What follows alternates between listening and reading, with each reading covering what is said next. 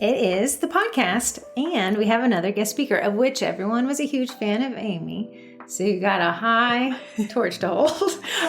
Tell us who you are. Hi, I'm Ashley. I'm the oldest of the Miracle Sisters. Now, before we even jump in, I think you and I are the parents. Absolutely. And then there's Corrie, who's a second younger than me, and then Summer, who's our little sister, who's 8 years younger than me. So what, 10 years younger than you? Absolutely, yes. How old are you? I am almost 30. I'm 38. And she's 29, so we're 9 years apart. So whenever the four of us go anywhere, it'll be me and Ashley, like, letting our kids play at the playground, and then we'll sit on the bench. I think you and I share the title of oldest sister. Yeah, I think it's a mutual thing. So I'll be like, hey, Ash, I was reading this book. And she was like, hey, here's some financial advice. And then we'd be like, okay, to the other two. Okay, like when you need to put money in your piggy bank. This is what you do. So Ashley is filling in for Corrie, who I saw on Sunday at the Olive Garden. No surprise there. Doing better, but still hurting, I guess. We love and miss you, Corrie, and hope you're recovering well. Corrie better be listening to this. And Ashley has got an interesting story. Now, she works in marketing sales, and you have for many years. When did you get into marketing? I worked in finance for a while. Yes. So for the last 6 years, I've worked at a personal finance app, a spending app called YNAB. Before that, I worked in marketing at a small local remodeler. And before that, I worked as a pipsqueak at a government contractor. And we did internal marketing to make people aware of the awards and benefit program. And then you also audited people's resumes to see if they were lying. Yes. That was what you did. Which is crazy because they actually caught people lying about master's degrees and then they would get fired. Really sad. Because you can't lie on a government contract. So now Ashley has been working for this app. Now, I'm going to say it's called You Need a Budget, but they've now abbreviated it to YNAB. When Ashley said she was working for YNAB, I was like, wow, as a family, we don't necessarily drink a lot. For her to go join an app about wine, it's very interesting. I could learn something, but no, it's an acronym, YNAB.com. Yes. Now, since you've been working there for 6 years, I've started using YNAB personally. And who else uses it in our family? Corrie started 2 days ago. I'm so excited. I can't believe that Corrie is using it. The big thing is that we couldn't get the sisters to do it. Yes. And then last 2 days ago at lunch, Summer said, should I start and try YNAB again? And I said, absolutely. The parents have spoken. Now, Jenny, our cousin, uses it. Yes. That's it? I think so. You and Jerry use it? Yes. Okay. Mom and Dad, I can't even get them to log into their computers without a password they've used 50 times. So Ashley works for this app called YNAB, and that's what she wanted to bring today. Not a sales pitch on it. Trust me, I pay full price. There's no discount. But to kind of talk about the application of budgeting for a bakery business. Mm-hmm. Now, she created a script, which is very professional sounding, and we're going to work through that to talk about how it applies to budgeting for a bakery business. YNAB is an app, but even more than that, it's all based on a foundation of the method. And you can take this method, and if you use pen and paper, if you use a spreadsheet, and you can apply it. You can apply it to your personal life, and we're going to talk about it with your bakery business today. And of course, I think everybody should try YNAB just because it makes applying the method that much easier. But you can 100% use it however you are currently managing your finances. So if I signed up for YNAB, I get a certain amount of days free, right? 34 free days. And if I have a .edu email, I get a year for free. Yes. You guys heard that from me first, right? And then if I gave them my affiliate link, we get months for free? I think you get a month for free and they get a month for free. But they already get the month for free. So really, I just benefit. Yes. But they were going to get the month for free anyway. So if anyone wanted to take pity on my YNAB. So now I've been using YNAB for probably 5 years. Wow. Now what I call it, and you can correct me on that, but I'm just telling my common baker friend over here that it's like the blanket over top of my checking account. Mm. It's like how so your checking account, before even checking accounts had buckets or these other things, it was just one lump sum. Yes. And it's kind of hard to envision where that's allocated to. So let's say if you were like, okay, I run this bakery and I want an Eddie, but I also know I need to pay my vendor fee. And let's say you have $1,000. Your brain would say $1,000 for an Eddie, $1,000 for a vendor fee, and now you got mentally $2,000 allocated when you only in reality have $1,000. And this app kind of tells you, no, it's 500 to one and 500 to other, and every month you can keep contributing to these buckets. Yes. Okay, I like the blanket. I have not heard anybody say the blanket before. That's really good. I've heard the bucket analogy. And also if you've ever seen like old-fashioned stuffing of cash envelopes. This is a digital version of that where you're not having to carry cash around with you that could potentially be dangerous, or if you're like me and lose things all the time. So this is completely digital. And you also don't have the issue in banks when you create buckets of having to move the money around. Yes. It's an incredibly flexible system. So what Heather is describing is the YNAB method, and that is giving every dollar a job. So it's taking that lump sum where you look at it in your checking account and you're trying to think like, okay, I have this bill coming out next week, and do I have money set aside for this coming out? And there's a sale on flour. Can I, that's a lot to keep up with. And also do the actual work. Yeah, because you have guaranteed expenses, and then you have these pop-up expenses, and then you have these wants. These, I want the Eddie, or I want the 3D printer, but I know I have to pay the software fee that only happens once a year, but I also have to pay for the Cookie College because I love it and I'll never leave, which is billed once a month, unless you sign up for the yearly, right? So this, and now that I have tasted of the sweet nectar of YNAB and I pay full price, it'll be one of those apps where they lower me into the coffin that I budgeted for. And that's the only time you'll be able to get it out of my cold, dead hands. Do the listeners know about our Saturday lunches? Tell them. Let them into the family. Every single Saturday, so that's the sisters, me and the twins, and then our youngest sister, Summer, and my mom all get together for lunch. And when I wake up on Saturday morning, I think, I'm excited about two things. One, we usually end up going to a Mexican restaurant, and I love chips and salsa and Diet Coke. And then the other thing I'm excited about is hearing the cookie stories. What's the latest in the cookie group?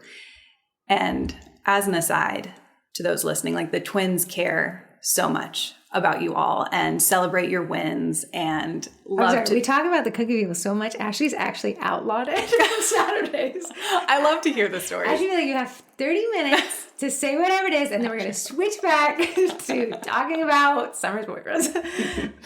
But yeah, so on Saturdays, so that was a great point. One Saturday, Corrie shows up her computer and she said, I think I'm willing to take a bite into this app. And Ashley was like watching somebody learn how to toddle. And well, because Corrie is like my biggest connection to baking. Right. And when I look at her and see how much effort, and I know that there are people listening who think money is such a drag. I wish I could just get back to the creative part.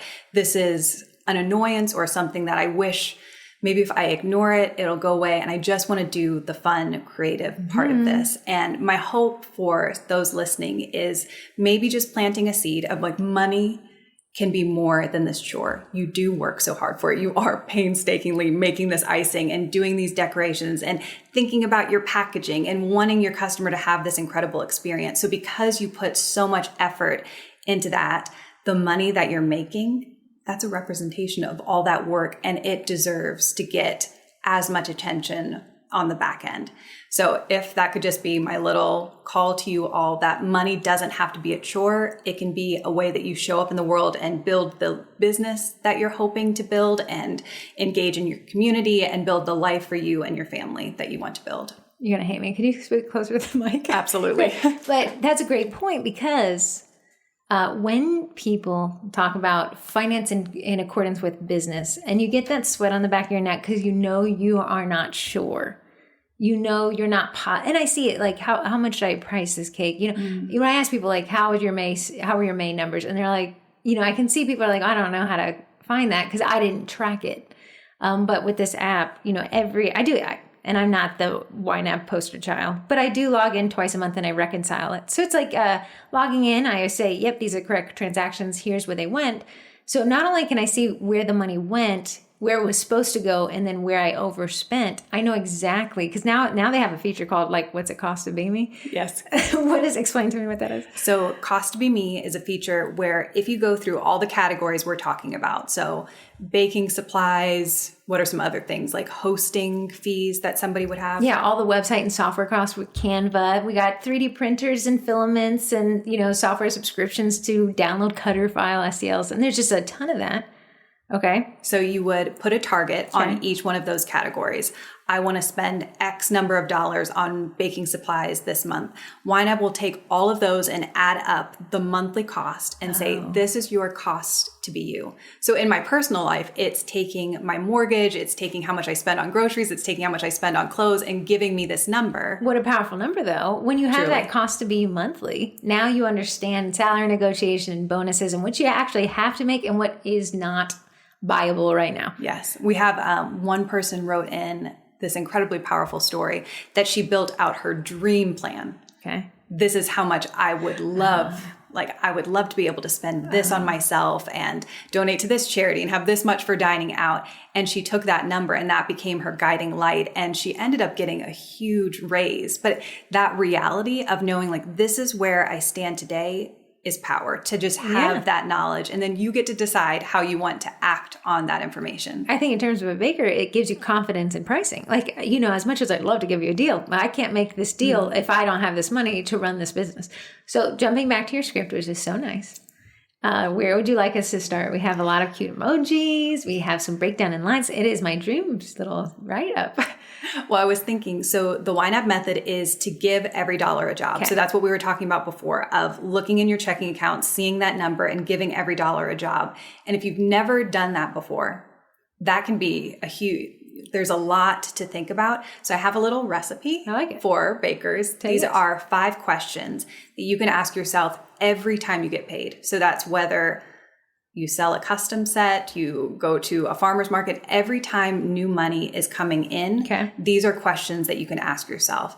And the first one is tied to that reality that we're trying to get to. And that is, what does this money need to do before I get paid again? I like that. So when I think of that, and I'm just going to give one quick breakdown of something you said, every dollar job means when I log into my YNAB, there is a ready to spend category, which is the budget. This money needs to be either allocated to wants or to bills, right? So we're either working into the future of things I'd like to save for, or we're handling business. This bill is due this month. The goal of YNAB is that ready to spend becomes $0 because every dollar is either allocated to a saving. I want to buy an Eddie, or I have a bill due this month. I have to pay my cottage bakery insurance. So that ready to spend number is 0 means that every dollar was given a job. It was assigned to a task, a goal, a want, a need, a bill. And then every time more money comes in, we start with the question again. This money has to be given a job, every dollar job. Where is that dollar? So Ashley's first question is, what does this money need to do before I'm paid again? So tell me that. Break down your own words. So this is important for 2 reasons in my mind. The first is priorities. Because if you want an Eddie, but you know that you need to pay 6 or 7 bills before more money comes in, that helps you prioritize where the dollars you have today. So we're not talking about future dollars. We are talking about the dollars you currently have access to. So that helps you prioritize by really keeping you on plan of, this is what this money needs to do before I get paid again. The second reason, when Heather is talking about every single dollar and getting that number all the way down to 0, why that's so important is trade-offs.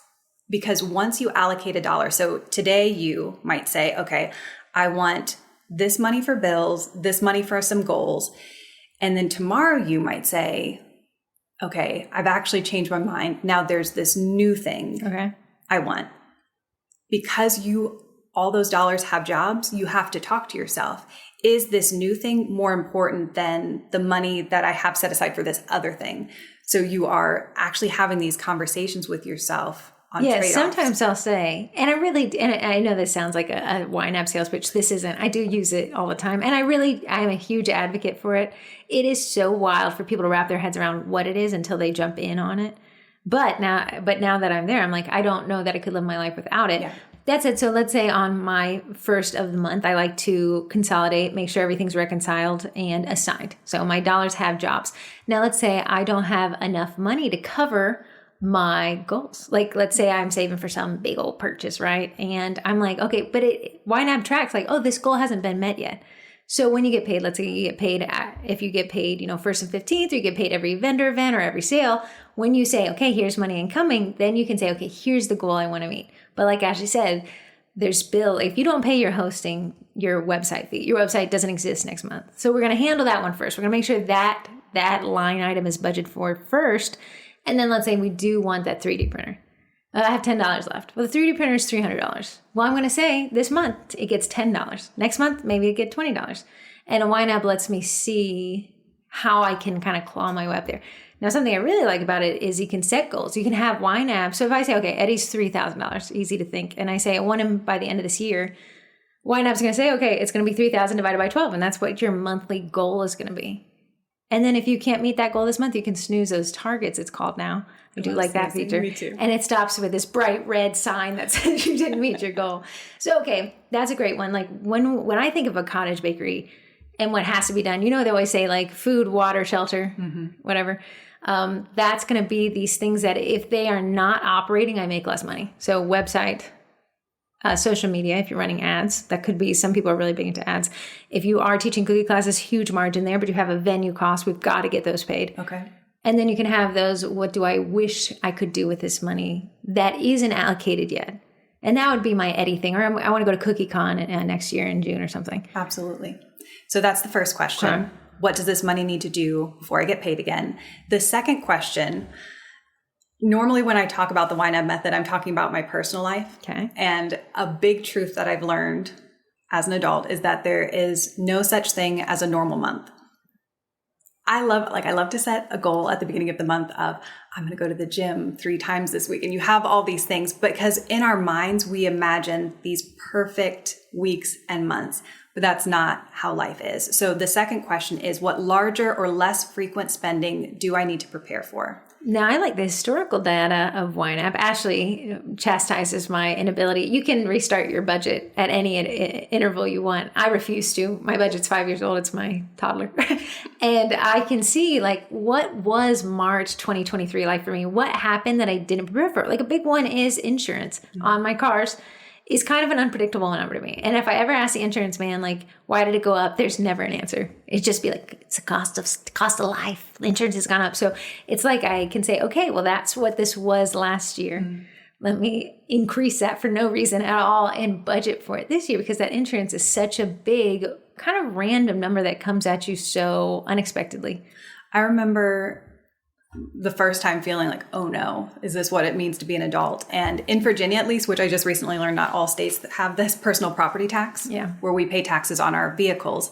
And that bill came into the mail. And to me, it was an emergency because I hadn't planned for it. And that was a terrible feeling. And what the YNAB method teaches us is to look ahead at this larger or less frequent spending that we have to do and just set aside a little bit of money every month. So if you think about spending, it can be like a roller coaster of, oh my word, an emergency, something happens, your oven breaks. That's a good one. But we know things like that happen. So if we could set aside a little bit of money for maintenance, we're just trying to smooth out the roller coaster. Yeah. If we could take, what's a Disney roller coaster that's the Tower of Terror and turn it into the teacup ride, you're still spinning around and it's still a little crazy, but at least you're not feeling your guts rise into the middle of your throat when these unexpected purchases happen. Because a guaranteed thing is that there's unexpected expenses, specifically in business. A great example, Canva tripled its price of its subscription. Like we went from $30 to $100 per person. I mean, if you're working at margin and you have no budget and everything is just tripping you up, that could absolutely throw someone so much that their cottage bakery could close. And I hate to see that happen. Then you have the flip side is like less frequent purchases is the Vendy Blendy. Now, I always tell people the Vendy Blendy is always on Black Friday. It's always 12 months from the last one. You can say, okay, I want to spend some money. And that's what Ashley and I told Corrie the other day. When you allocate money for something like that, it becomes almost free spending money. Yes. Like it's no longer like, oh, I'm spending too much. It's like, this was in my budget, allocated $500. I have to spend this. It's only right.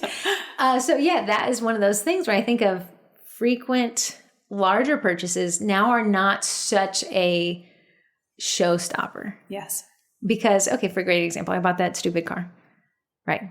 The tires on a Dodge Viper are the widest production tire ever made for a car you could buy from a dealership.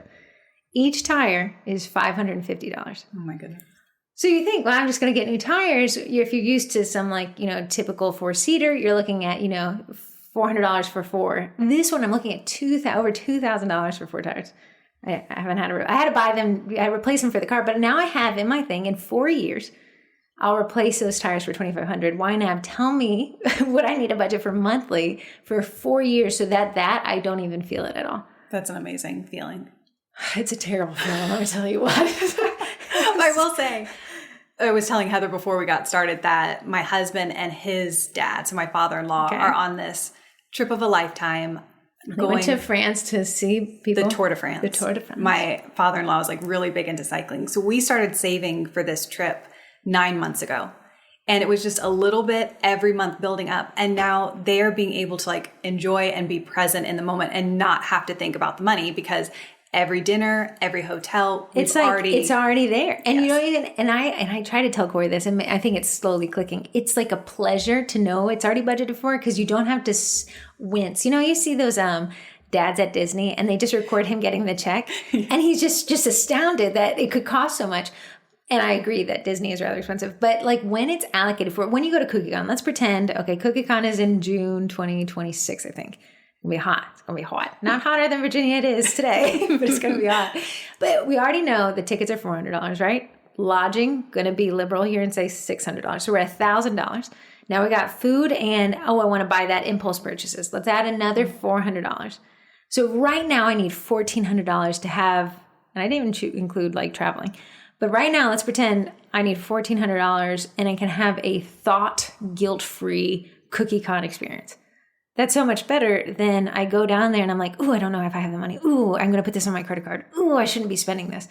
You know, it really changes how these things feel to buy. Yes. Yeah.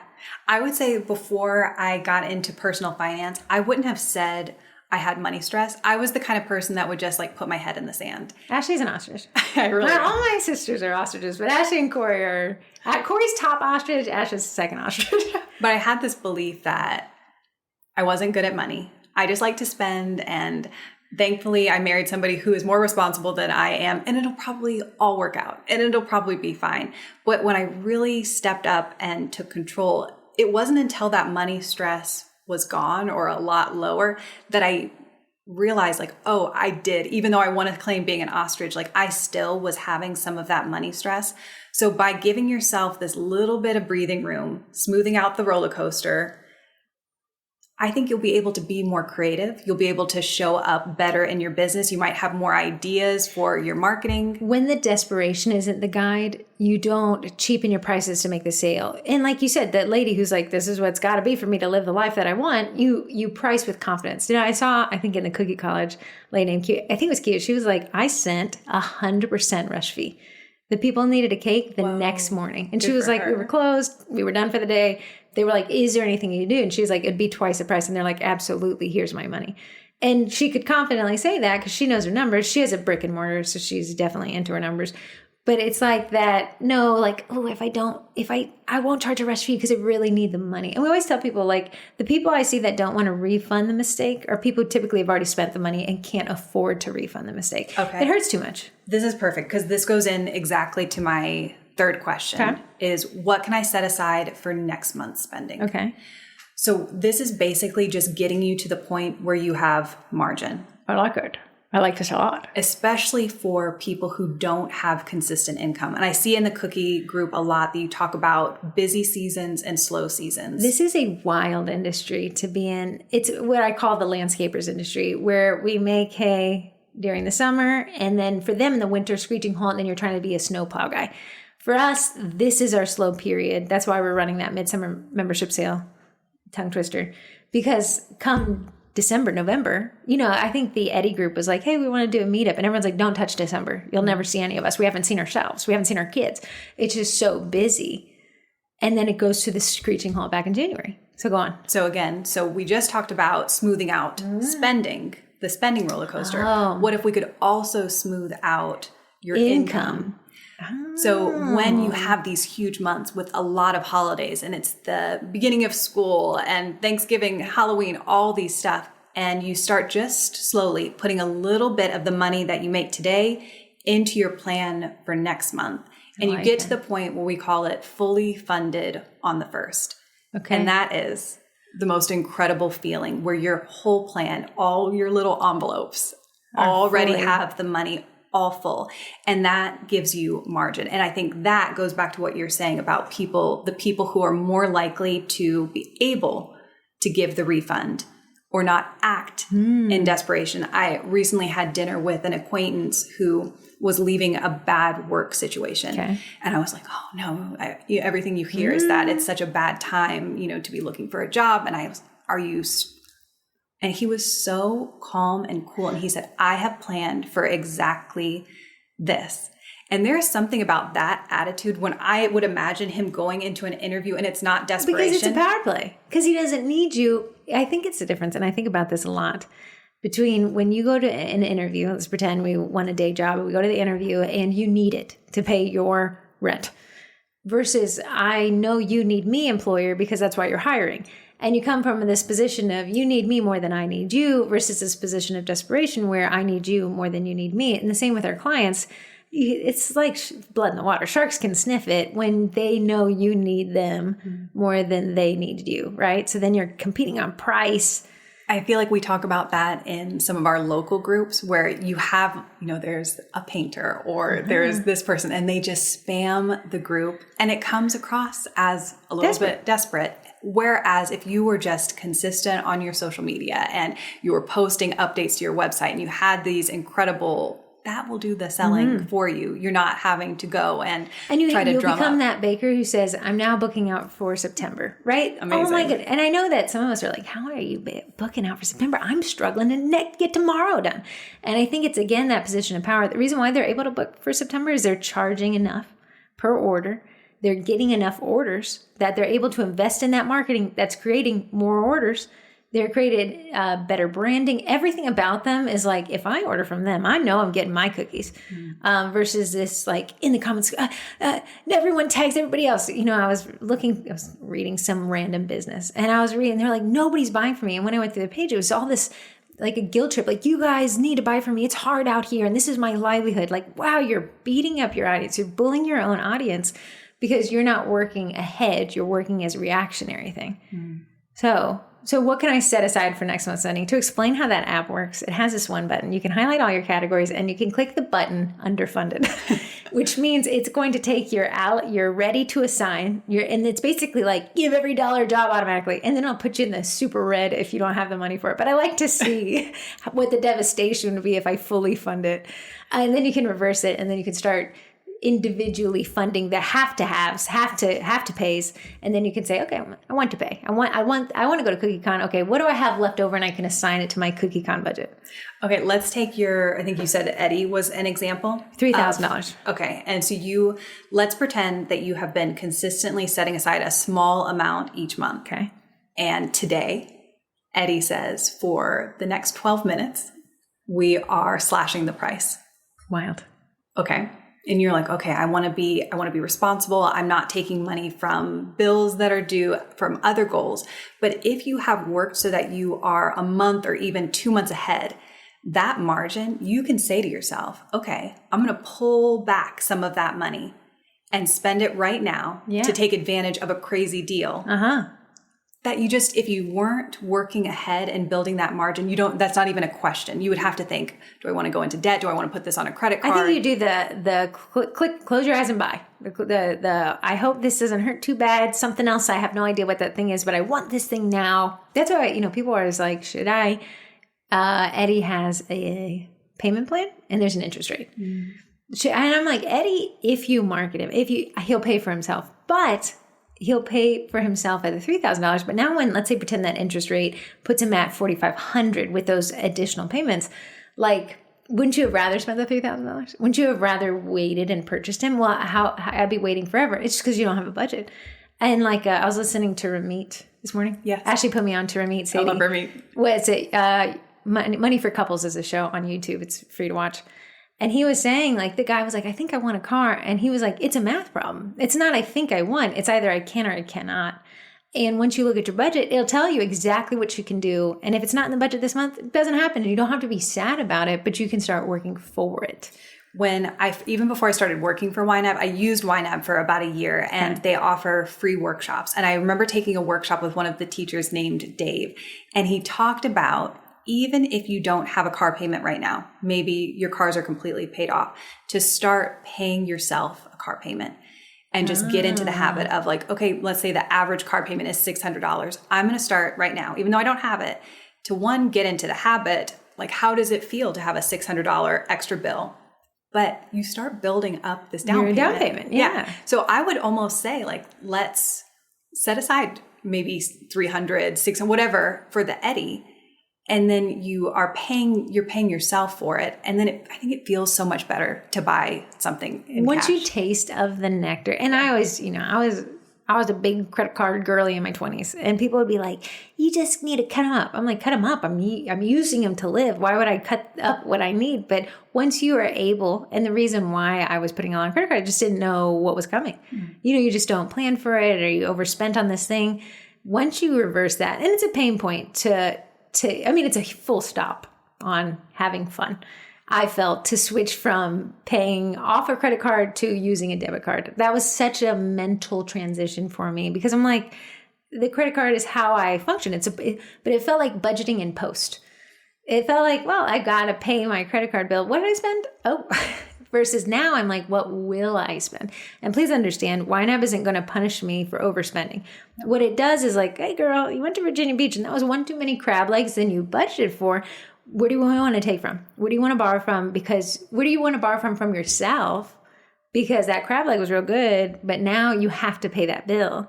So I really do like that. And I really do like to see the breakdown. It has pie charts and like graphs to say like, and if you did this for your business, could you imagine the power you'd have to be able to really see a snapshot of what last December looked like?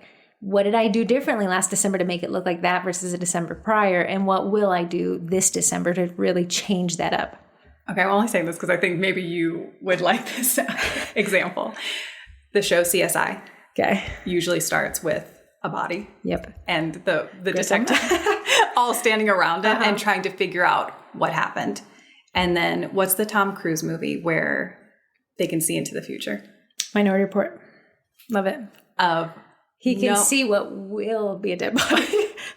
And you're saying, why not, instead of paying for an Eddie on credit or with a payment plan, what if I look to the future and know I'm going to buy that in cash? And I also think it's motivating. Maybe we take on a couple extra orders. Maybe we sign up for some corporate accounts to see what it's like doing corporate without the Eddie. I know. But you're more motivated to get that money, and then it's going to feel so good to buy it in cash. It's going to feel so freeing because it's not a death sentence and your package arrives, right? I hate that feeling when you order something you shouldn't have. You're opening the box, you have half joy, half dread.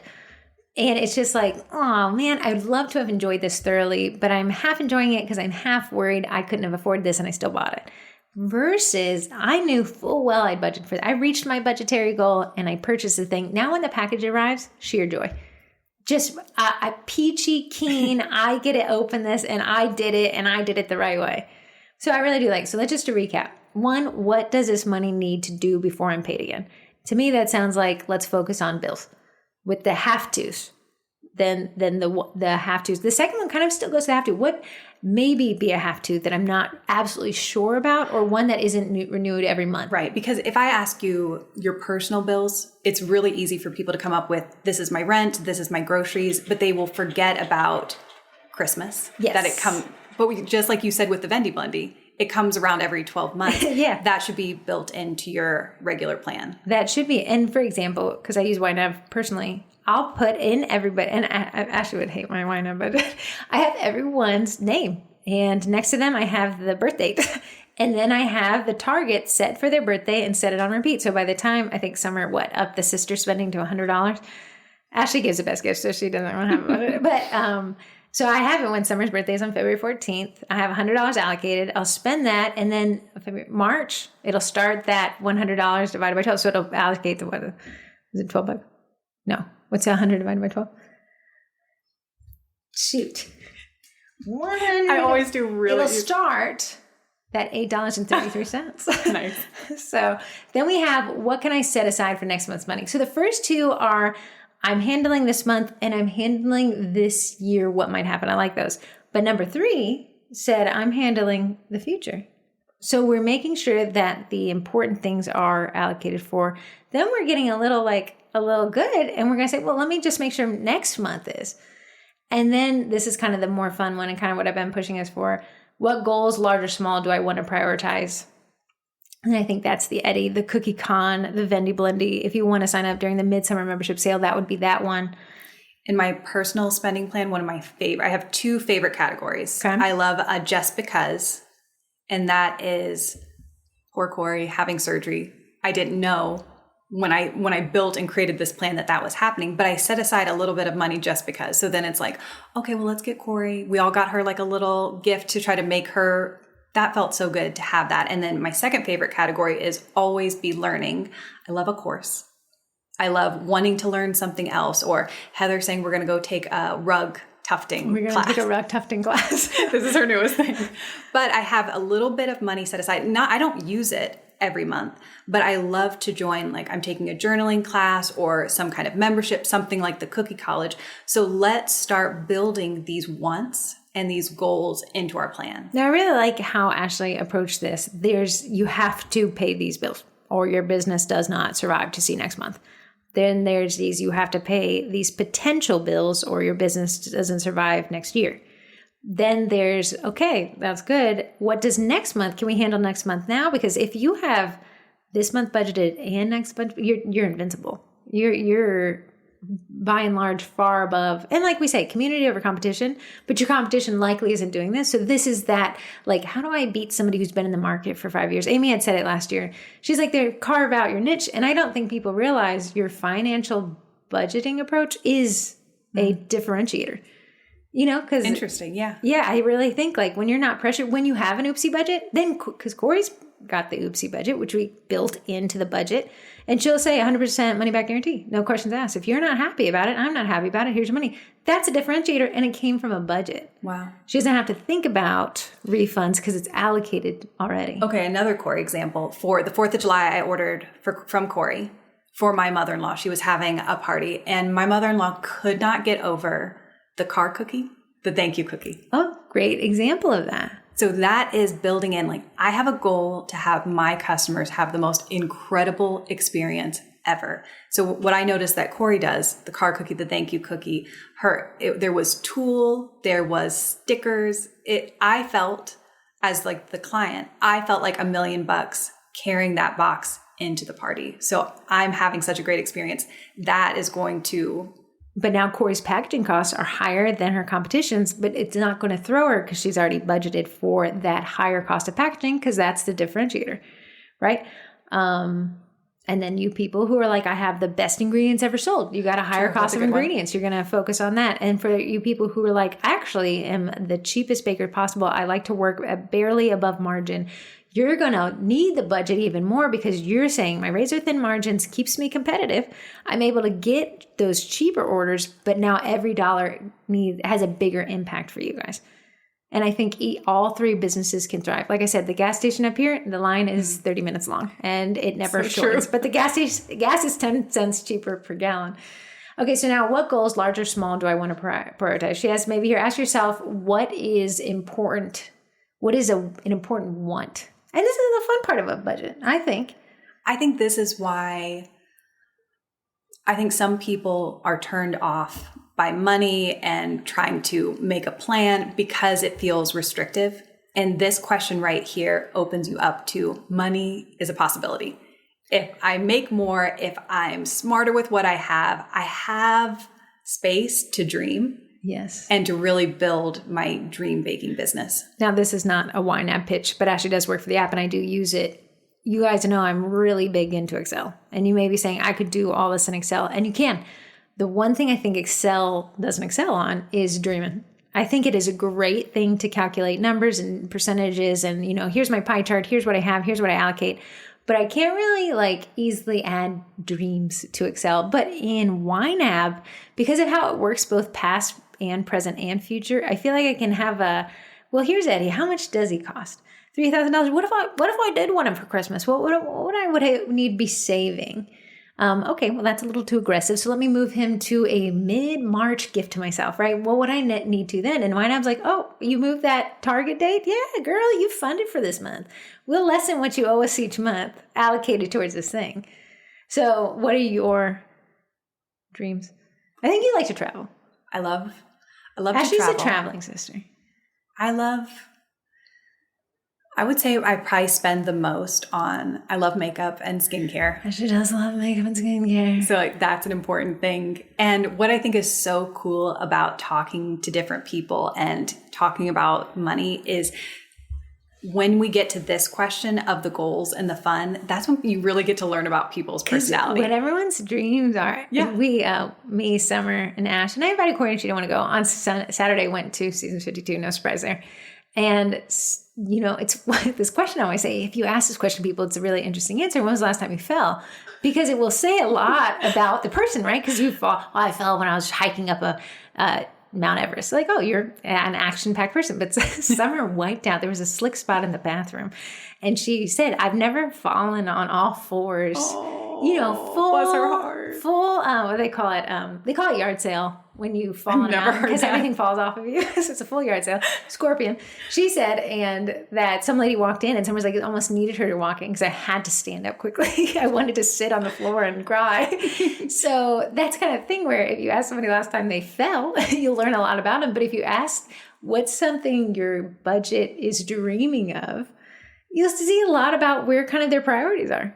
I think if you are going to be successful long-term with managing your money, that your plan should reflect you. I should be able to look at it and learn something about you. And that's what makes it sustainable. When you were talking about switching from a credit card to a debit card and like, this is where all the fun goes out. A lot of people that we work with have a lot of debt. And I had debt coming into YNAB. And, you know, there are some methods where it is going scorched earth. I'm going to be miserable for years. I did try that approach first. It was miserable. So for some people it works, but some people are truly in, you know, talking about like a student loan debt where you want to be miserable for decades. Yes. Yeah. No, like let's build in, let's be aggressive. Let's pay it off, but like, let's build in. Let's breathe. Some fun. Like you still, for it to be something that you want to keep up with. When I did fitness competitions, far cry from where I am today, but the guy, personal trainer, he would say every Friday after 5 p.m., there's no rules. Wow. He said, eat as much and whatever you want. Because he was like, at the end of the day, you can only consume so much food before you're full. So he's like, I'm not really worried about that. But if you don't have that built in, you will not stick with this plan. So it's like you have to have the enjoyment. You know, granted, it can't be the whole week of eating whatever I want, but but man, I would look at Friday and I'd be like, so excited. Go to Wegmans and be like, I'm going to get this and I'm going to save you to Friday. I can't say that I was super honest. Maybe I saved them for Thursday. But yeah, I think having those little respites, and granted, we're talking about business budgeting, but same thing when your business is super lean and you're just getting started and you see all these people with these things, they're like, I can't believe I never used a projector. And you're like, well, shoot, I don't have a projector money. But you could, because the projector is, let's say it's $150, or let's say you find someone used, and I'm a refurb girly through and through. I love refurbished things. And you find one at a discount and you've budgeted for it. What a fun purchase. And then you can start saying, well, I'd love to go to CookieCon. Maybe not next year, but maybe the year after that. And you can start budgeting for that now. You get that oopsie budget. Now you're really working in a different kind of strategy. You're working in front of your business, not behind your business. Like Ashley said, you're not CSI seeing the dead body and asking how it died. You're Tom Cruise. And you're proactive. Yeah. And you're looking into the future and saying, okay, and that's the whole thing about Minority Report is I'm looking to the future to mitigate the dead body. So you can stop the dead body. That example falls apart after. Tom Cruise is in it. It is fine. Okay. So my last question, and we've kind of touched on this throughout, but it is, what changes do I need to make, if any? And when I was in my 20s, I had tried true traditional budgets where you make this plan at the beginning of the month. And we talked about it, that no month is a normal month. I know. So I would say, I'm only going to spend $250 on XYZ this month. And the first time I went over that amount, I think I failed. It makes you not want to open that spreadsheet. So this is a wash. Maybe I'll try again next month. Okay. The YNAB method says something changed. You got new information. Something came up. no big deal. Let's just take a pause. Let's reallocate. We can move money around if needed. Nobody failed. We just got new information and we're making new choices. So I think yesterday or the day before, I saw somebody in the cookie group talking about shipping was so much more than they were expecting for these maybe it was custom boxes that they were ordering. Oh yeah, I saw it was $200 for the boxes and $200 for shipping. But let's say there was no other options. She had to place that order. That she didn't know about that when she made her plan or what she expected to spend this month. So she got new information. Let's move some money around to try to cover that shipping cost. Again, that goes back to having margin, why it's so powerful. If she had a little bit of money into next month, pull it back, pay that shipping cost. So asking yourself what changed, and it can be like a go ahead. A great example of what this is. Okay, pretend you buy it in, you give me a free month of YNAB because you feel bad because you knew you ought to get a free month if you signed up anyways. And you say, okay, this is great. I built it out. And there's a bit of learning curve there. I don't think it's the most intuitive thing, but once you get it, it just clicks. YNAB, you're not only learning a new app, you're also learning new methodology. So you guys are already ahead of the curve because we're talking and actually, a couple of years ago, Ashley's coworker, Ben, wrote a song for us and did a Facebook Live about it, which you can find on our YouTube channel at Sugar Cookie Marketing and then search YNAB, I think it's the acronym. Okay. Okay, here's a great example. We have our budget. We have our monthly cost. Well, ordering cookie cutters is a cost. So you're going to say Amy was a not typical. She made 3 orders for cookie cutters last year. But let's say you're a big cookie cutter orderer, which a lot of us are. And you say, okay, my budget per month is $50 in ordering cookie cutters. Well, with the cost of fees, you're looking about 3 cookie cutters at that price. Maybe you got a deal. Maybe you stack some codes or whatever. But let's say 3, $50. Well, a Bamboo A1 mini printer, when it goes on sale, is $200. But the cost of printing a cutter is so much smaller there. So we can say, okay, I'm looking at $50 per month. It's $50 times 12 for the year. How much does buying an A1 mini, let's say I'm going to save for that. Then I'm going to be able to switch my cutter ordering allocation over to my STL subscription allocation. And I can stop with the ordering cutters that are getting eaten by my shipping cost. And instead I can do a digital delivery and then print them downstairs. And that's one of those ones where you're like, okay, here's what my current setup looks like. Where can I optimize? A lot of times, and I do like YNAB because it keeps me honest on subscriptions. I can say I'm not using that for that cost. My cost per use on that app is not high enough for me to warrant buying it. And a lot of times it gives me I got this eyebrow growth serum. And I'm like, cool, I don't need that every month. So I go back in and I adjust it to every 12 weeks, which saves me more money. I don't have a bunch of bottles of stuff expiring, and then I'm able to still have great eyebrows. Love it. Yeah. So Ashley has some questions here. Let's go through them. Okay, these are my questions for Heather. Okay. What's a recent purchase that felt worth every penny? And this can be personal or business. For the business one, I typically make WordPress websites. So we had sugarcookiemarketing.com as a WordPress website, but the Cookie College was a Podia platform, which is a subscription where we can sell those memberships. Okay. And I said to Corrie, the disjointedness of the 2 brands across those bothers me a lot. So what if we look at the cost analysis of how much WordPress plus the plugins is actually costing us? And if it's more than moving over to Podia, let's move Sugar Cookie Marketing to Podia. And we did. And I'm really happy with how similar those websites are now laid out. Oh, because when I was trying to do some research for things to talk about, I went to your website. I was like, wow, this looks so good. I can't remember the last time. It looks really sharp. So now what I'm able to do technically with the Sugar Cookie Marketing website, because now it has that built-in subscription backend, is I can say, here's sign up for email list and get a free email drip campaign of whatever I wanted. I'm still building that part out. So now it's I was able to look at the cost. WordPress is great until you really look at the recurring cost at scale. Okay. And then things get pretty expensive. When you buy bundles, when I said, Corrie, the more and I love WordPress and I hate it, but the more we pare it down from it, the more options we have reinvesting that money in something that might be faster loading, which means better conversions, which means shorter funnels. So that's what I did. Okay. I love it. Okay. Question number 2. If you had $500 to spend only on your business's vibe, so this is aesthetic, packaging, brand experience, what would you do? $500. Here's the thing, in my mind, and actually YNAB, the app she worked for, they had this big event for fans, YNAB Fans Club. Ashley brought me a bunch of merch back. And I was like, you don't realize the economies of scale until you need to make a merch bag.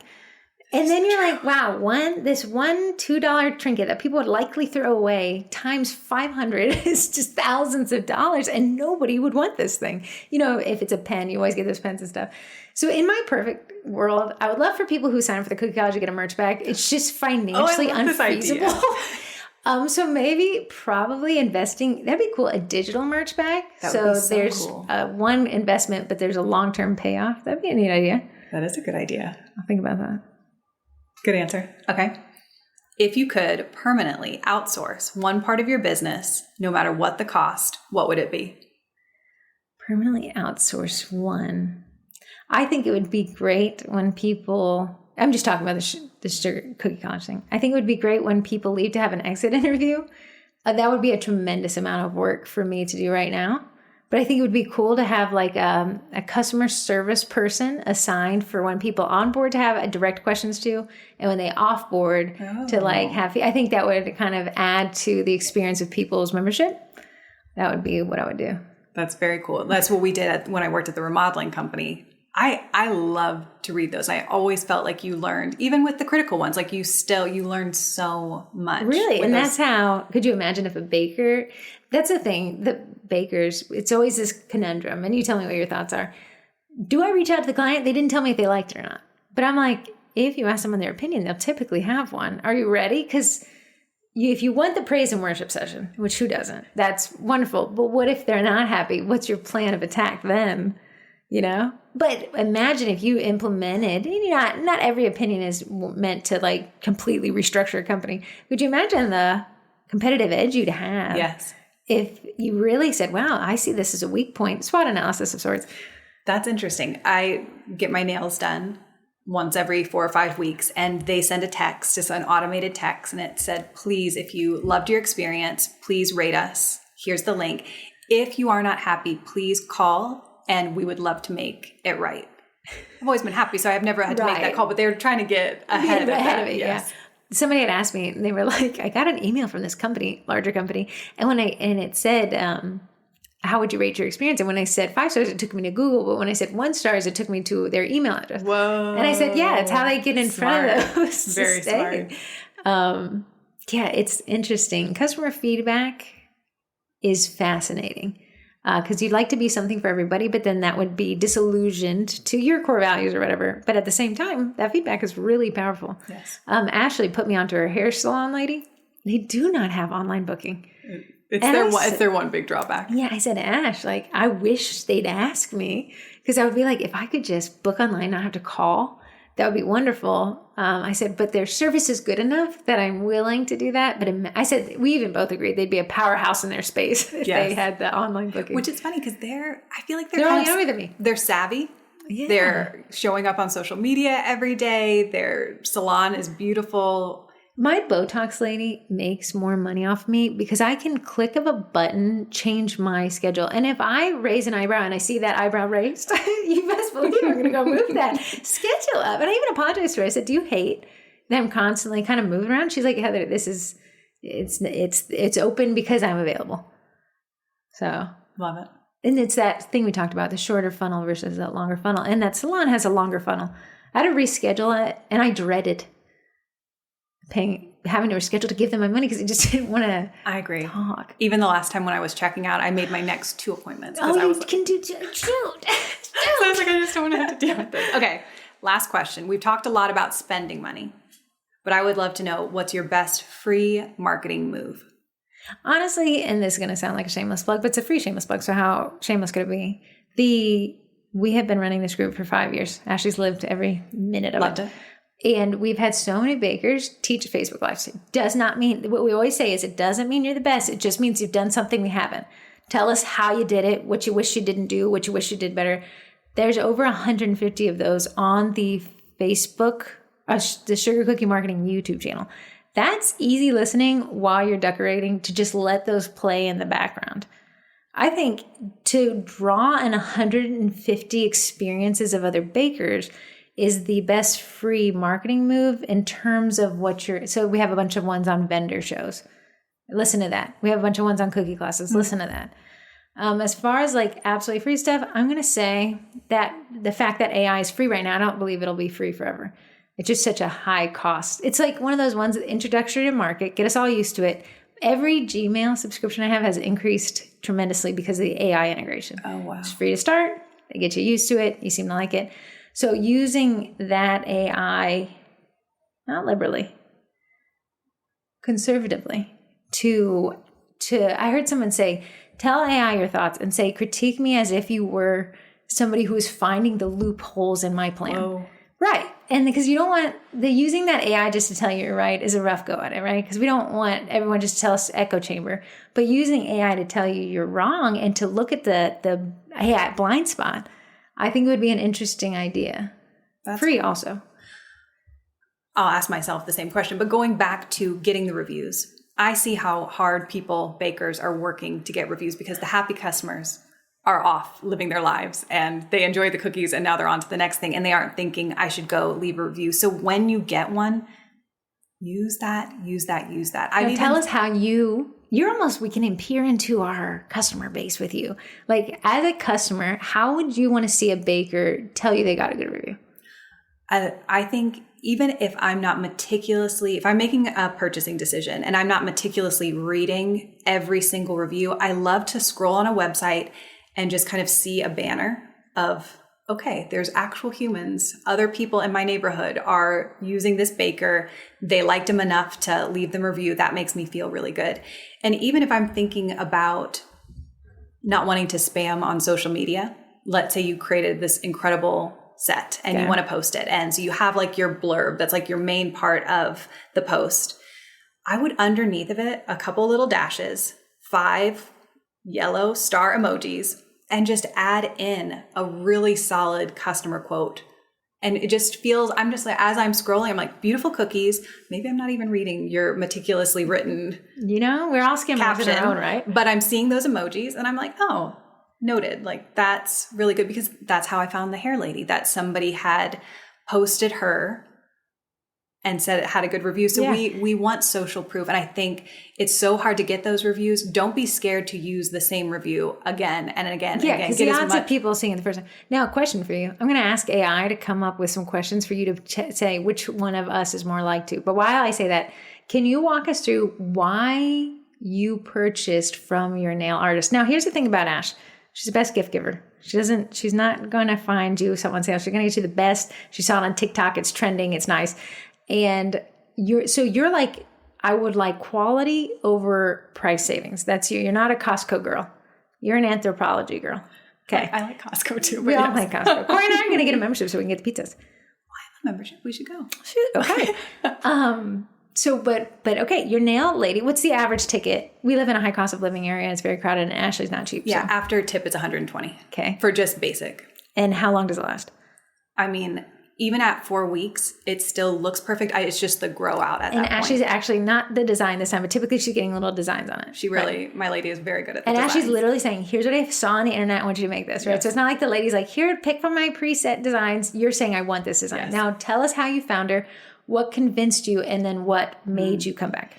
I think I was scrolling on TikTok and I saw somebody mention a Russian manicure. And this person was not local to me. It was just talking about what's the difference between all these different types. Okay. And I was not somebody, I did my own nails and I think I felt a little bit overwhelmed. I didn't know what gel, I didn't know what hard lay, I didn't know all these words. So then I went to my favorite place on the internet, Reddit. And I went to the Nova subreddit. So that's our area in Northern Virginia. And I just typed in Russian manicure. I was like, you don't post to Reddit. No, I've never posted to Reddit in my life. But again, to be honest, like that's Reddit is a huge form of social proof because or you don't know who's writing that. You can kind of tell when it's like astroturfing and people are bragging about themselves anonymously. Reddit's an anonymous website. So then somebody in the Nova subreddit was asking about Russian manicures. My nail place, which is Shape of Nails in Reston, was recommended. So I went to their Instagram account. So that is like a little customer. You see Ashley's customer journey. You're a ping-ponging. Yes. Okay, keep going. So I didn't go to their website. Maybe I did land, but it was really basic and it was just booking. But I wanted to see tagged pictures. That's when I go into photography. Go on, keep going. So I'm going on to their Instagram, skimming theirs, but really looking at tagged pictures because I want to see an average girl like me taking a picture of her nails. Is she happy? How do they look? So I would probably do the same if I didn't have my built-in baker with Corrie and I wanted cookies. I would be searching. I see you absolutely doing in that. a Facebook group, a local Facebook group, in the Nova subreddit. The interesting thing, though, is you're not making. I've never, Ashley and I, are we even friends on Facebook? I only really use Facebook for I work. feel like you're like a celebrity on Facebook, and I just have to follow you. I'll sign autographs after this. But Ashley, I never see you post. Ashley actually goes to threads that have been posted, and I'm going to guess in the last 6 months.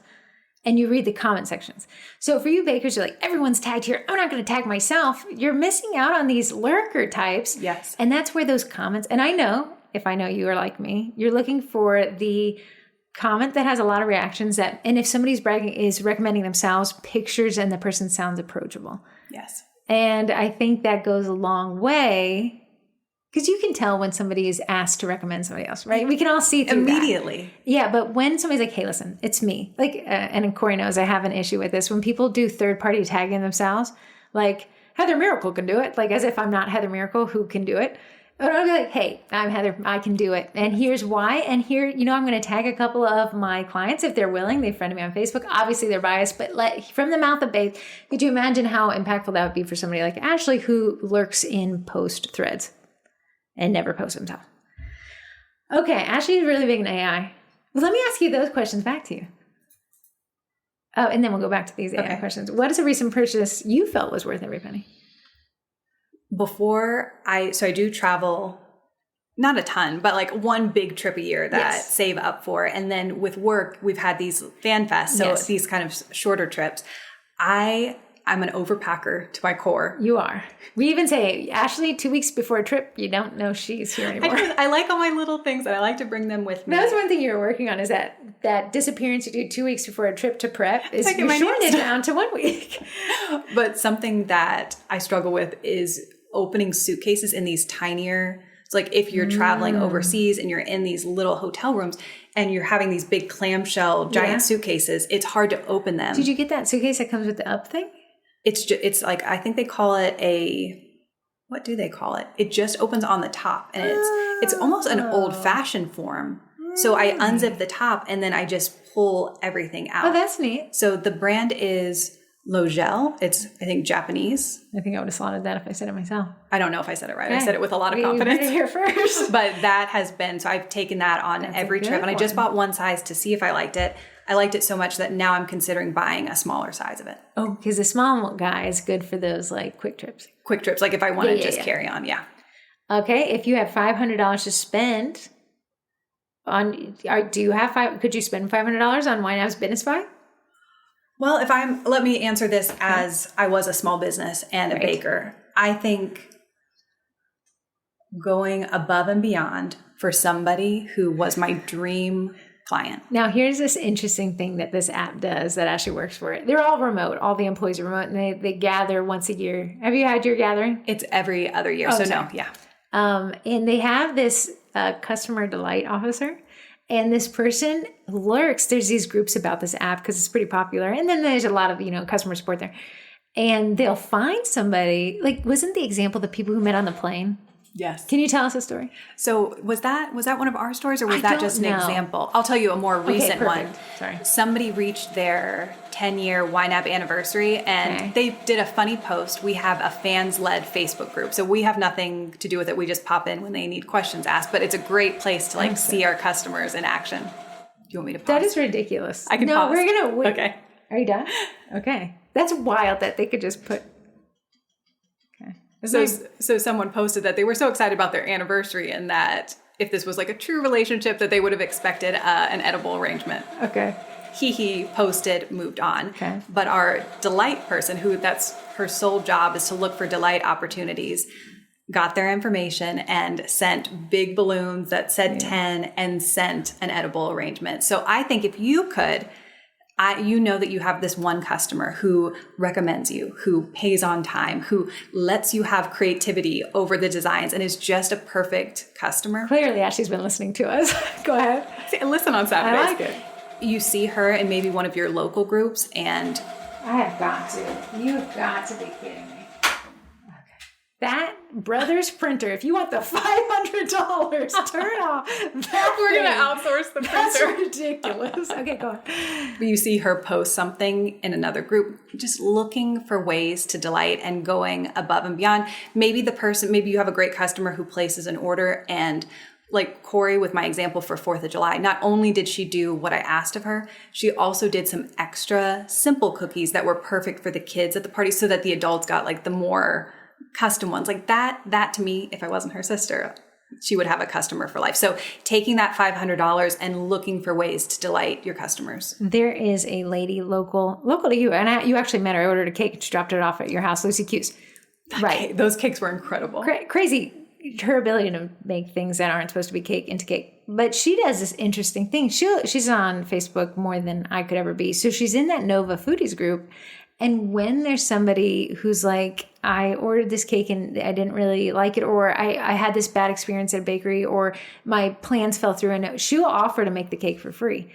And that's lost, right? Because she's making the cake for free. But the amount of social currency she generates by always being willing to, and I know as cake people, it's harder, but cookie people, you can have your frozen blanks in there, print them off with Eddie, or do a custom little piping job on them, and really truly delight somebody at the $0 made, but that long-term currency, because everyone recommends Lucy Q's when you have a last minute order, because they know that she can assist. Great example. Like that example. Okay, what's your best free marketing move?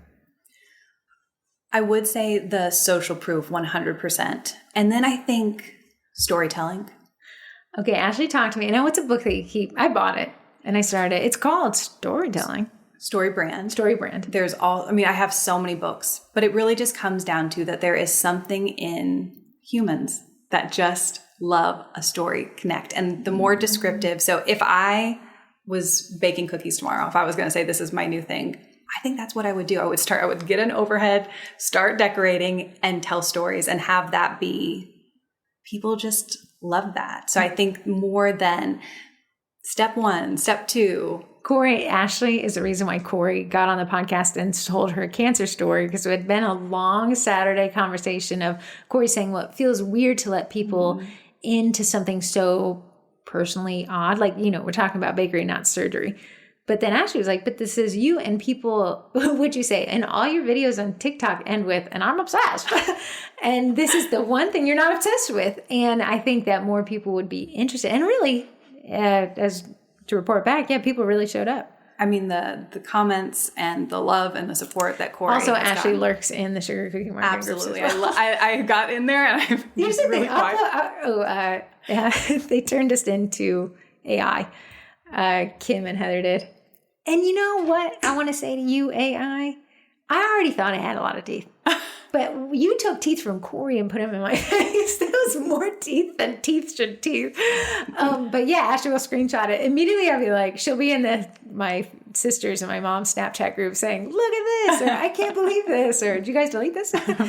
So, I think going back to what we were talking about, posting yourself or like posting too much in community groups. I think when you're genuine, it's that genuine aspect of it, which is vulnerability. Yes. Which Ashley and I talk about a lot as our kids frolic about the mall. And kind of letting people into a place that could be injured. Like they always say, it's hard to be vulnerable because likely that shielding is there for a reason, but nobody ever gets to know the real you. And I think because I've done the Corrie and I'm obsessed. And that is a cute, but a little way to like keep people out. Because it's hard to show up. And I know you're thinking, I got into this business because I love baking and now I'm having to get on social media and be an entertainer. And it is cringe. But what do they say? Like, you have to get through the cringe. Like, we were just saying on Saturday when we were walking into the mall that the stupider you sound to yourself, the actually more entertaining, the better it comes across in video. Ashley and I used to do some video work for her, and you were pretty good at presenting. But when you had the clients on there, it was like Ashley would have to pick up her own energy to pick them off the ground. And, it feels dumb at the time and it edits very well. And now you used to do YouTube as a hobby. Back when YouTube was kind of getting started. Back in the day, like 2013. You are actually my outsource. You're the answer to that outsourcing question of what I didn't want to have to do. I don't want to deal with all the tech. So I would have Heather come, please. And I don't want to do anything. She was like, whatever. But I mean, storytelling, the better you are at communicating. If I was going to sign people up, like I've taken so many courses, the best one, and if you just want to get a taste of it, is called Ultra Speaking. Okay. They have a YouTube channel. It is all about, we talk about this all the time. Life is about connections. And the better you are at communicating, the better you are at being genuine and vulnerable, the deeper your connections are. And it's just that, and when we're in the world where everyone feels like they can say whatever they want on the internet and feel no repercussions, they're going to say the one thing, they're going to say, Heather, you have a lot of teeth. And they're not wrong. But you're like, I'm so worried that if I put myself out there, someone will step on that one button. But what you're going to find is that 99% of people will show up the way you wanted to. And then you just disregard that one. Yeah, which is easier said than done. Because I can think. I'll be falling asleep saying, wow, I can't believe they said that to me. Because I can think of, back when I did YouTube, you have like 99. I mean, I still think I can list out the mean comments. Isn't that crazy? And I wish there was a magic pill that we could all take. You can't, because they're like, this one I'll be taking to my grave. Did I skip that question, what you would outsource? Yeah, but I came back around to it. What would you outsource today? Same stuff? I mean, I love the creative part. So anything that frees me up to do the creative part, then yeah. So like Heather with the technical stuff, or like if I was doing ads, having a media buyer who handles that part of it and just lets me do the creative part. Yeah. And you have that kind of team. You have the guy who does the graphics. You say, here's kind of and I was telling them that you're the sister who uses AI to get a general mock-up, and then you'll give it over to the graphic design people and they'll turn it into kind of what you want. Sometimes I'm not a graphic designer. I'm not an artist, and I have these ideas and I don't always know with words how to describe it. So I'll do a little bit with AI, come up with, and I'm like, I know this is terrible, but this is what my mind, and they're like, okay. And then they take it, make it their own, make it so much better. And I was telling them, like, AI, relying on it heavily, like the only thing, I don't know if that's the right answer right now. Maybe it will be, but using it as the jump point, the starting point, or the script, the draft 1, and then making it into the draft 2 that becomes the production. Yeah. Yes. And I think this will be my last thing about storytelling, but with more and more people using AI and things like this concern about everything sounds the same, everybody, you own your own story. Yeah. And you own your own tonality and your own way of talking and the way of writing. Yes. Jenny Snapchatted me this morning. She had called yesterday and gotten into a spat with the team on this rule. She helps do code enforcement for hospitals. And they were talking about something specific, whether or not it was a law or not. And Jenny said it is. Of course, this lady said you're wrong. Jenny calls code enforcement and they're like, no, it is.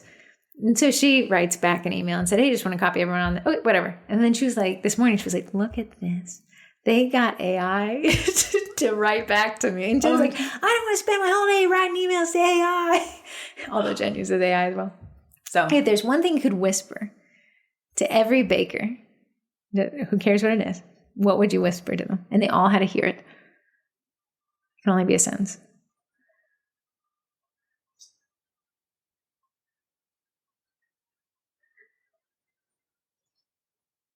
It's not about you. Oh, that's a great one. Explain it. Expound. I think, and I know because I'm creative and I have these ideas and, I make this video and I'm so proud of it. And I can see the same with bakers and making these incredible cookies. And I think sometimes there is artistry and that's so fun. And we have to want that for ourselves. But at the end of the day, it's the customer. Yeah. At the end of the day, for me, it's if a piece of content flops, I can't let it derail my whole day. That is what Ashley would be like, man, I spent a long time. Because you did TikTok content creation and you really tested some interesting content buckets between organizing your pantry to just having your cat's foot walk through something to talking and explaining stuff. And it was really interesting to see because you're like, wow, it seems like what I spent forever on, nobody cared about. And my cat's foot was just popping off. So if I could just say, yes, I think we all need hobbies outside of the thing we make money on. Because they say don't move to where you vacation because then it's going to turn into house maintenance. And I think that's especially hard for people with creative jobs. I know. Because you're like, if I do this creative thing over here, I make money. So Corrie got into painting rocks. And we were like, that's weird, but it makes sense because she's not going to sell this thing. She's actually, and there's there's a trend here where you leave painted rocks in people's yard and they post about it in a group. So that's where she took them and she left them in people's yards. And then you're supposed to post about them in that group. Okay, moving here. Here's some AI questions. Okay. I said, hey, I'm interviewing my older sister and I want her to answer some who is more likely. 2 questions about me and my twin. Okay. Can you come up with 10? Interesting. Okay, so I haven't read these. Who is more likely to spontaneously plan a last-minute adventure? You think? I'm the driver, but I've tagged along with you guys. That's funny because Summer and I were talking yesterday about wanting to do something, and we looked at each other and we're like, well, Heather will drive us. Yeah, I'm never going to say no to a plan. Yeah. But Corrie's the one who drug us to Maryland. That's true. Because sometimes I think of Corrie like she's home. She's working. She's baking cookies. She, sometimes, can I say she's a last minute adventurer? Not by definition. That will never enter her email signature. But every once in a while, she'll get these wild hairs. And that was so fun going to Maryland to that bakery. So it was a great really idea. Munch the cat, the Nashville thing, Corrie. Okay. Yeah. Okay. Yeah, okay. Who's more likely to remember everyone's birthday and send a thoughtful gift? Not Corrie. I wanted to say that one.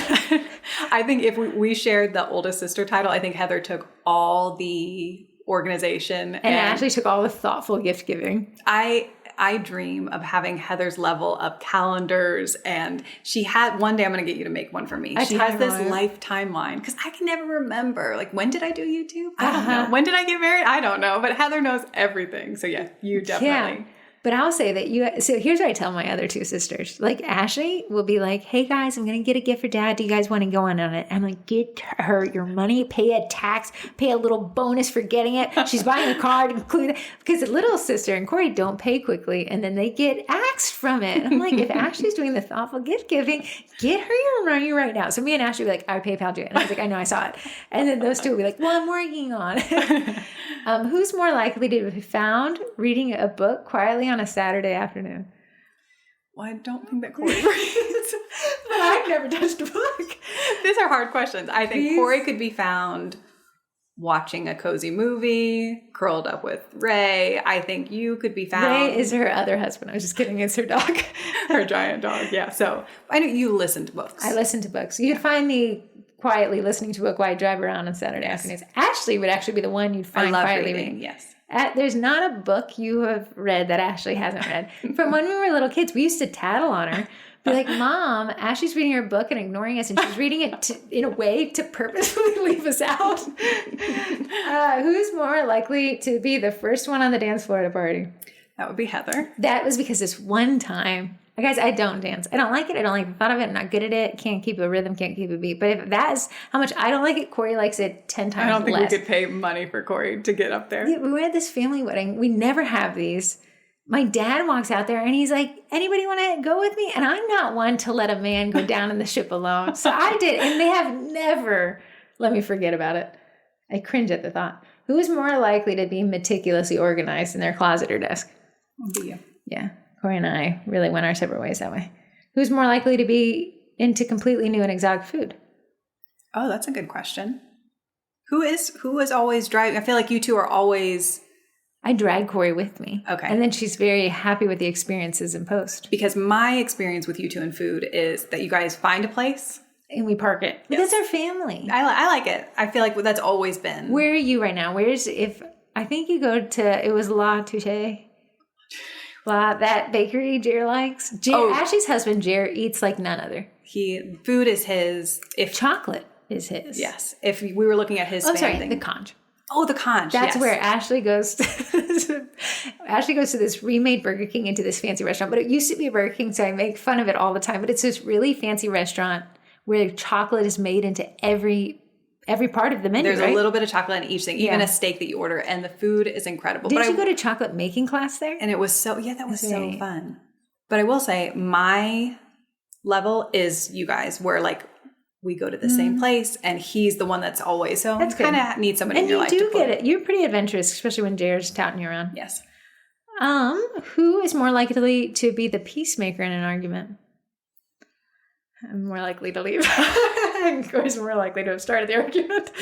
I feel like our youngest sister, I know we're doing which twin, That but I is feel good. like Summer we needed her. No, we should be glad that mom and dad decided to have one more. She keeps mom and dad out of arguments. Summer is truly the intercessor. Yes, and then she she does, and I said, her and Ruth Ann are water off a duck's back people. They do not let it stick to them. That's wonderful. That's a wonderful way to be. Wish I could be Yeah, like I that. asked Summer about it the other day, and she was like, you just got to realize, like you said, it's not about me. It's more about them, and I'm just happen to be what they mentioned.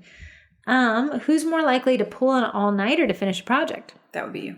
Oh, really? I was going to say Corrie. Really? She does late-night baking sometimes. See, maybe I just don't have all this Yeah. information, but sometimes with you, I feel like I get snaps really late at night, and If it's gotta get Corrie done. is like meticulous with her bedtime. To me, Yeah. Like, Ashley, when do you go to bed? I'm guessing you're like an 11 girl. I like 10 is my hope, but a lot if I'm reading, and sometimes it's really good. It's closer to 11. Who's more likely to adopt a new pet on a whim? Absolutely Corrie, because she does that. I'm like, wow, this is a life sentence. And you just, the other day we were talking about Corey's husband's police officer goes to drop off. I don't know, for some reason he was at the pound. What do you call it when it's the Prince William County animal shelter? Oh, yeah. And he sees a bulldog. Of course, Corey has this bulldog, Ray, and he was like, this bulldog needs us. And she sends me a text, meet me at the animal shelter. We go there, we rescue this dog. She rehabilitates it, gets it adopted out. That's Corrie. That's Corrie. Corrie loves an animal, has Corrie a heart for an animal. loves an animal. Who is more likely to accidentally break something valuable? Oh. I don't know. I feel like you both are very Yeah, conscientious people. You know, I think it's because we're twins and we shared so much. So I got to keep my stuff nice. Yeah. Okay. So I got to go through my sponsors. Do you listen to the podcast? I listen to I never listened. I haven't gotten to the sponsors. So I'm just going to read these out, and then I'm going to tell you what they're for, as if you've never heard this before. You guys can see our sponsors on the website, sugarcookiemarketing.com. Scroll down. Ashley said it was pretty. Mm-hmm. Oh, we also have the Cookie My Logo collab. Now, Ashley knows what collabs are. Love a collab. And this is on Friday, July 25th. So if you're listening to this on Tuesday, I'm going to give you guys the copy. This one's going to be a little bit more. You're going to write a little about yourself because you're cookifying your own logo to demonstrate that you know how to cookify your logo. It's a great skill set one. That's going to be on the 25th at 10 Eastern Standard Time. You can find more about that on the website. But our sponsors, we have Cookie Design Lab. Oh, actually, I'm so sorry. Corey's not here to keep me on track. We have a text-in podcast question, and you can win the Cookie Design Lab month in it. And she has been great about that. Let me just pull up those questions real quick. And all my Gmails, I have to pay more because AI is a part of them. You use AI a lot, right?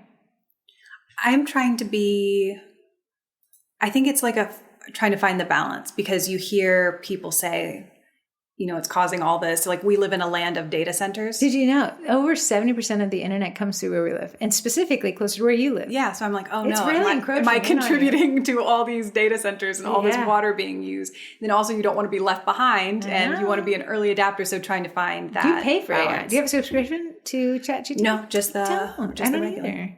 Okay, now you get to be Corey. You get to pick from these texts. We have 1, 2, 3, 4, 5, 6, 7, 8, 9, 10, 11, 12. So whatever number, this wins a Cookie Design Lab. Just email me at heather@sugarcookiemarketing. Okay, 7 came to my mind. 1, 2, 3, 4, 5, 6, 7. Corey, thank you for sharing your story. Praying for a smooth surgery and a quick recovery. Heather from Alabama. So Heather from Alabama, send me an email and I'll get you hooked up. You got 7 days to claim it because we're back on our regular scheduled programming. Let me just click through a few of these if you don't mind.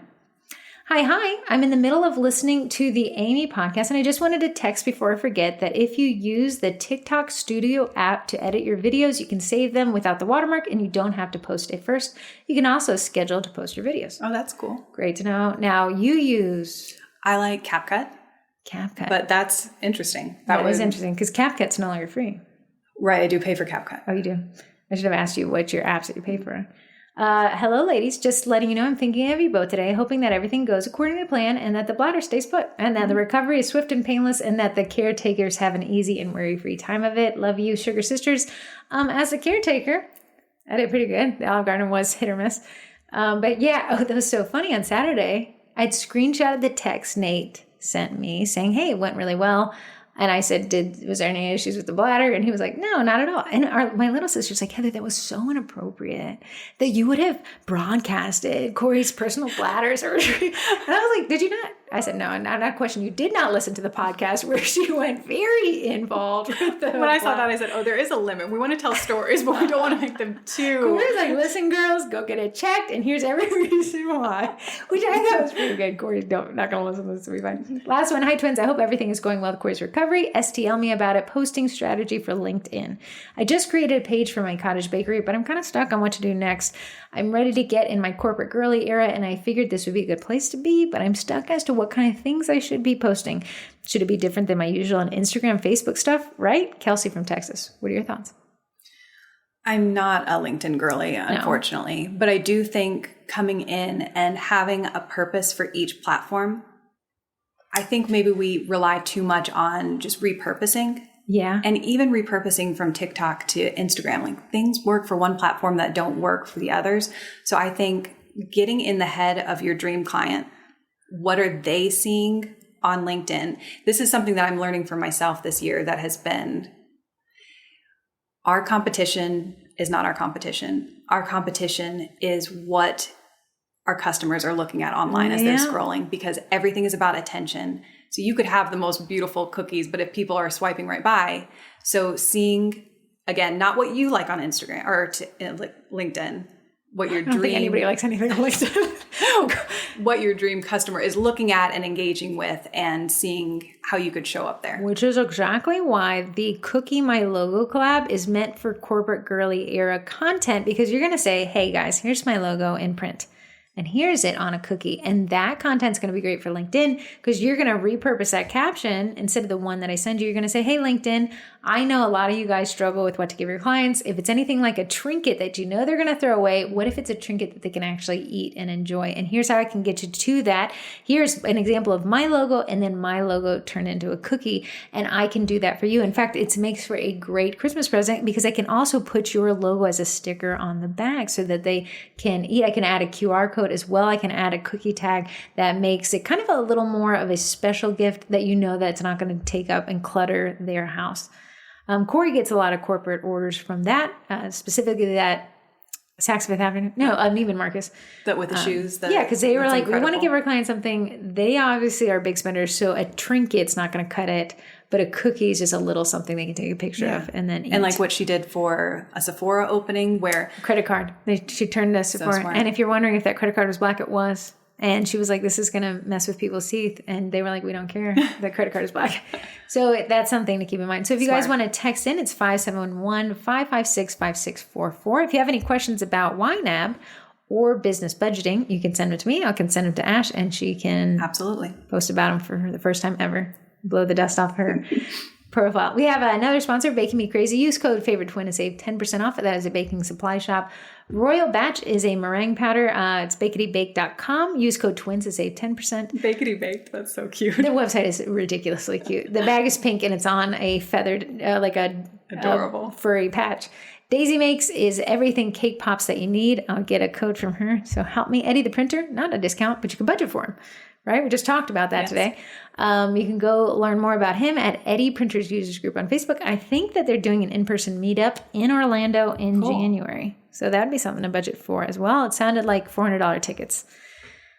Sounded like, don't quote me on that. And then this one is just an affiliate. If you want a Bosch mixer, which Corrie said, maybe in her delusion of pain meds, that we will be giving away a Bosch mixer the first week of August to anybody who's a member of the Cookie College. Meaning if you signed up for the Midsummer membership sale, which you budgeted for, and you said, well, I would like this at a discount because I don't want to pay full price, because why would I do that? Because then I can allocate more money to my other wants and needs. So I'm going to sign up for the Cookie College during the Midsummer membership sale that starts this Sunday to the following Sunday.